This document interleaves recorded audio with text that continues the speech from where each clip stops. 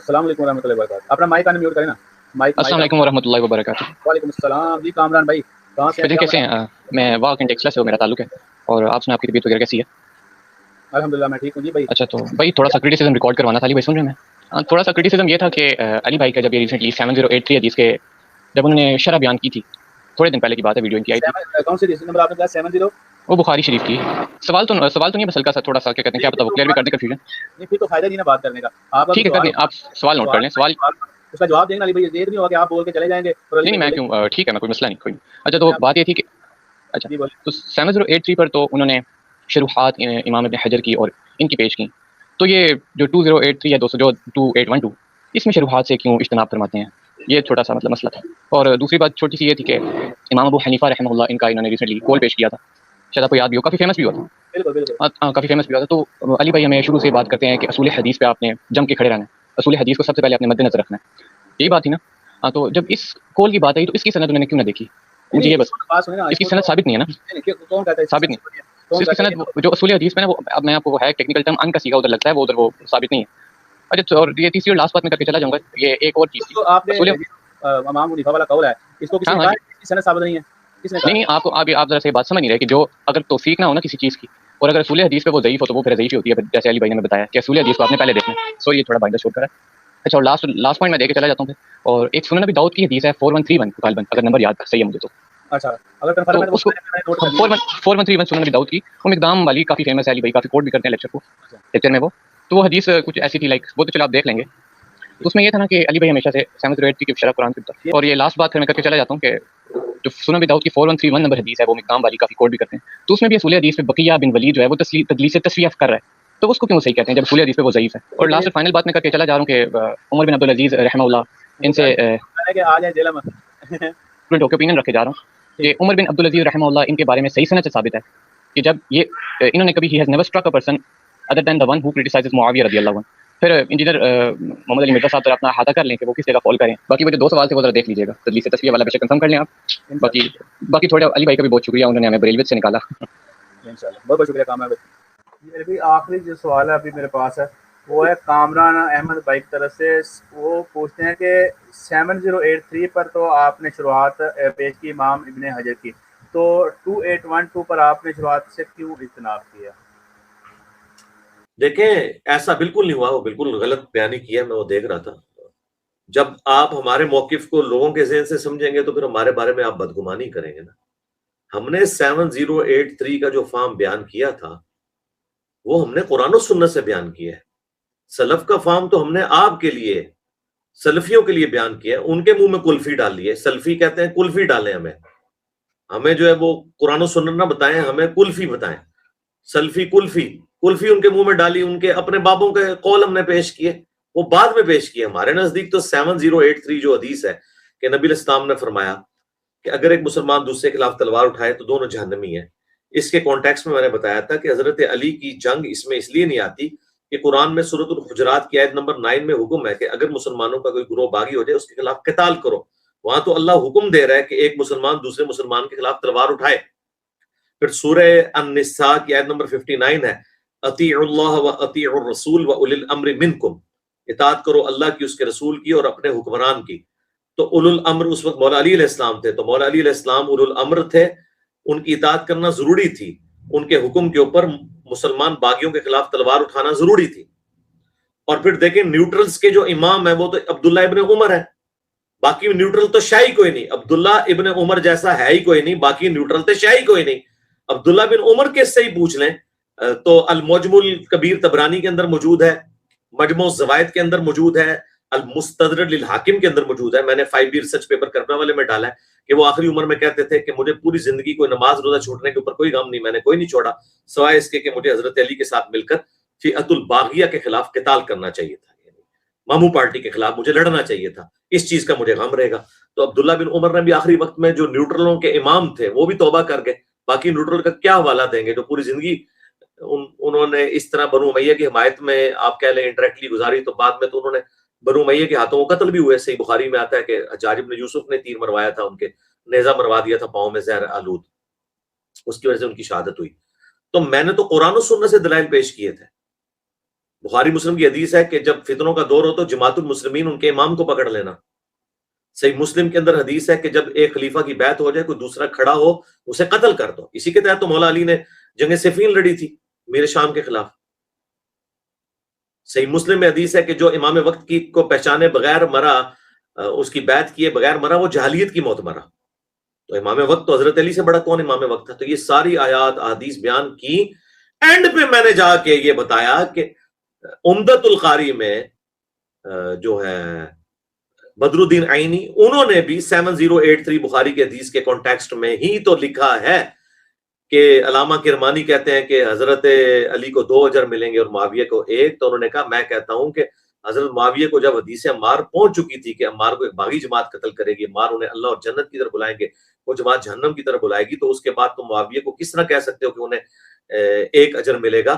کیا معاویہ اس میں راضی نہیں کہ اللہ ان کو برابر چھوڑ دے؟ تو بات بالکل ٹھیک ہے ان کی بدر الدین عینی کی، کیونکہ بخاری مسلم میں حدیث ہے. امام بخاری نے اس کے اوپر باب باندھا ہوا ہے کیونکہ حدیث کے الفاظ ہیں. کوئی امام بخاری نے کوئی بہت بڑا کارنامہ نہیں کر دیا اس حوالے سے کہ انہوں نے کوئی ایکسٹریکٹ کر لیا. اس میں لکھا ہوا ہے کہ حاکم وقت اگر اجتہاد کرے، اگر صحیح اجتہاد کرے تو اسے 2 اجر ہے، اور اگر غلط اجتہاد کرے تو 1 اجر ہے. اس پہ امام بخاری نے باب باندھا کہ حاکم کو صحیح اجتہاد پہ 2 اجر اور غلط پہ 1 ملے گا. یعنی مولا علی اگر خدا نہ خواستہ جنگ جمل صفین نہروان غلط بھی لڑتے تب بھی 1 اجر پاتے. اب انہوں نے ٹھیک لڑی ہے تو انہیں ڈبل اجر ملے گا. مخالفین کے اجر کا تو ذکر ہی نہیں ہے، وہ تو سارے باغی ہیں. اس حوالے سے میں نے ڈسکشن کی تھی. لہٰذا یہ کہنا اب کہہ رہے ہیں 2812 کے اوپر، تو 2812 کے اوپر بھی میں نے نبی الاسلام کا فہم بیان کیا ہے.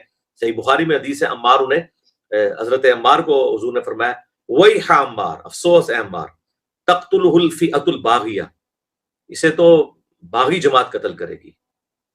یدعوہم الی اللہ، یہ ان کو جنت کی طرف بلا رہا ہوگا، اللہ کی طرف. 2 الفاظ ہیں، یدعوہم الی اللہ اور یدعوہم الی الجنہ.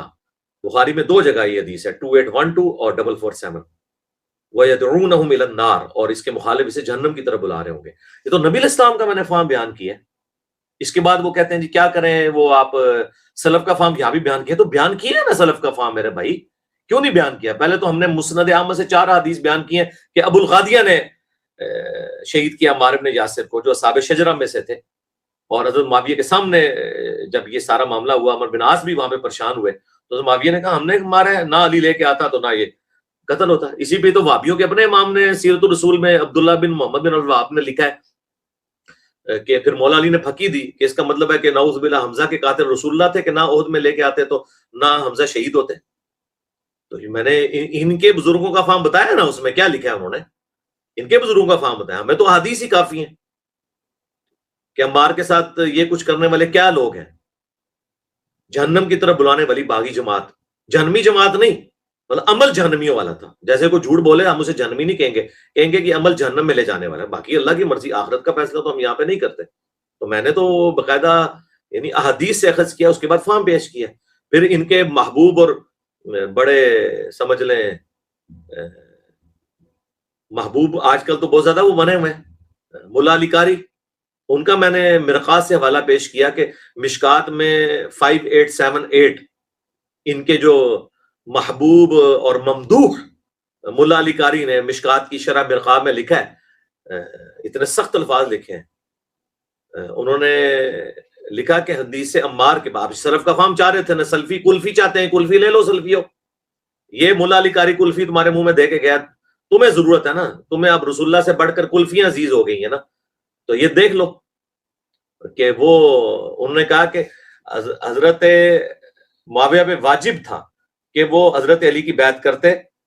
نمبر 2، خلافت کی جو چاہت تھی اسے ترک کر دیتے. نمبر 3، انہوں نے کہا انہوں نے خون عثمان کو اپنی ڈھال بنایا ہوا تھا اپنی بغاوت کو چھپانے کے لیے.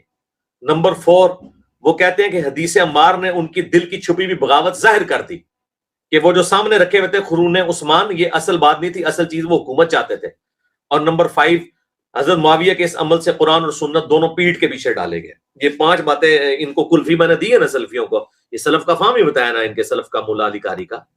اور اینڈ پہ وہ لکھتے ہیں لیکن ہمیں چاہیے کہ ہم حضرت معاویہ کے بارے میں کوئی نیگیٹو جملہ نہ بولیں. بالکل اس کا مطلب ہے ملا علی قاری نے بتایا کہ یہ 5 باتیں ایسی ہیں کہ جو نیگیٹو شمار نہیں ہوگی، صرف ان کی حقیقت بیان کر رہی ہیں، اس کی ایسے کوئی رافضی نہیں ہوتا. اگر ملا علی قاری رافضی نہیں ہے نا پھر تو دنیا میں کوئی رافضی نہیں ہے. ہم نے تو کبھی یہ باتیں نہیں کی تھی. تو یہ سلفیوں کو قلفی میں نے دی تھی نا, ان کی وجہ سے. ہمارے لیے تو احادیث ہی کافی ہیں.